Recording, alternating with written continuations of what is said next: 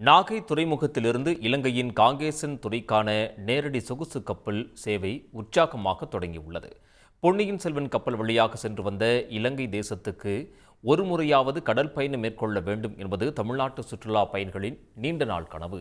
அந்த கனவு இன்று சிவகங்கை கப்பல் மூலம் நிறைவேற்றப்பட்டுள்ளது. நாகையில் இருந்து காங்கேசன் துறைக்கான பயணிகள் கப்பல் சேவையை எம்பி செல்வராஜ், புதுச்சேரி அமைச்சர் நமச்சிவாயம், மாவட்ட ஆட்சியர் ஆகாஷ் உள்ளிட்டோர் தொடங்கி வைத்தனர்.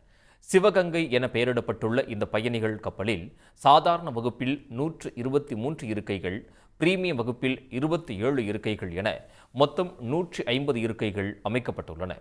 சாதாரண வகுப்பில் பயணிக்க நபர் ஒருவருக்கு 5000 ரூபாயும், பிரீமியம் வகுப்பில் பயணிக்க 7500 ரூபாயும் கட்டணமாக வசூலிக்கப்படுகிறது. குளிர்சாதன வசதி, தொலைக்காட்சி வசதி, விதவிதமான உணவு வகைகள் போன்றவற்றுக்கும் ஏற்பாடு செய்யப்பட்டுள்ளன. முதல் பயணத்தில் 44 பயணிகளுடன் புறப்பட்ட சிவகங்கை கப்பலில் சென்னை, திருவள்ளூர், மதுரை உள்ளிட்ட பல்வேறு பகுதிகளிலிருந்து சுற்றுலா பயணிகள் இலங்கைக்கு சென்றுள்ளனர். நான் பல தடவை ஸ்ரீலங்கா போயிருந்தாலும் இதுதான் கப்பலில் போகிற முதல் தடவை. ரொம்ப எக்ஸைட்டடாக இருக்குது. நான் இதுக்கு முன்னாடி நம்ம பண்டைய தமிழர்கள் இந்த கப்பலில் தான் பயணித்து உலகம் பூரா போயிருந்தாங்க. ஸோ அந்த வகையில் இந்த கடல் வழியில் பயணம் பண்ணி பார்க்கணுன்ற ஒரு ஆசை இருந்துச்சு. ஸோ அது இன்றைக்கி நிறைவேற போகுது. உண்மையில் ஒரு மகிழ்ச்சியான சந்தர்ப்பம் தான் நாங்கள் பார்க்குறோம். ஏன்னு சொன்னால் எங்களுக்கு ஈழத்தமிழர்களுக்கும் ஒரு தமிழகத்தின் தமிழக உறவுகளுக்கும் ஒரு நெருக்கமான ஒரு பாலத்தை இந்த கப்பல் பயணம் ஏற்படுத்தும் என்ற நம்பிக்கை கொள்கிறோம்.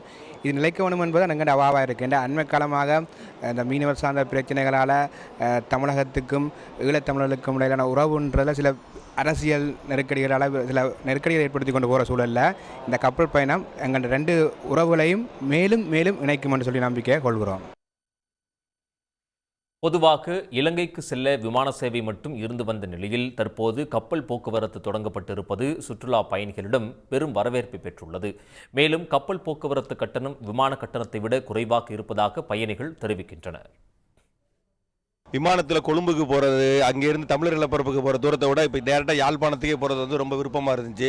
பக்கத்து நல்லூர் கந்தசாமி கோயிலெலாம் பார்த்துட்டு வரலாம் ட்ரை பண்ணி நாங்கள் வந்துட்டு இருக்கிறோம். இது விமானத்தை விட அதிக வசதியாகவும் நல்ல காத்தோட்டமாகவும் நல்ல வசதியாகவும் இந்த கப்பல் ஏசி வசதியோடு நல்லா அமைஞ்சிருக்கிறது ரொம்ப சந்தோஷமாக இருக்குது. மிக குறைந்த விலையில் இந்த பயணம் கிடைக்கிறது பெரிய பாக்கியமாக கருதுகிறோம். இது மென்மேலும் நல்லா டெவலப் ஆகி குடும்பத்தெல்லாம் கூட்டு போய் வந்து நாங்கள் எல்லா ஏரியாவும் காமிக்கலாம்னு நாங்கள் பிளான் பண்ணி போயிட்டுருக்கிறோம். நிறைய வாட்டி இது நம்ம முயற்சி பண்ணி கேன்சல் ஆகி அதுக்கப்புறம் ஃபைனலாக இன்றைக்கி தான் நமக்கு டிக்கெட்ஸ் கிடச்சிருக்கு. டிக்கெட்ஸ் பார்த்திங்கன்னா ஆன்லைனில் அவைலபிள் சொன்னாங்க. இருந்தாலும் நமக்கு நம்பிக்கை இல்லை முதல்ல இது டிக்கெட் மறுபடியும் கேன்சல் ஆகுமா அப்படின்னு. பட் இன்றைக்கி ட்ராவல் பண்ணுறது ரொம்ப மகிழ்ச்சியாக இருக்குது நமக்கு. ஸோ ஃபெசிலிட்டிஸ் பார்த்திங்கன்னா நல்ல ஏர் கண்டிஷன்டு கோச் எல்லாமே, சீட்டிங்லேருந்து எல்லாமே நல்லா இருக்குது. உள்ள வரவேற்பறையில் மட்டும் வெயிட்டிங் ஹாலுக்கு டைம் டிலே ஆகுது, செக்கிங், இமிக்ரேஷன்ஸ் இதெல்லாமே. மற்றபடி சர்வீஸ் எல்லாமே நல்லாயிருக்கு. தமிழ்நாட்டு மக்களின் பல ஆண்டு கோரிக்கையான இலங்கைக்கான கப்பல் போக்குவரத்து தடையில்லாமல் தொடர வேண்டும் என்பதே சுற்றுலா பயணிகளின் விருப்பமாக உள்ளது.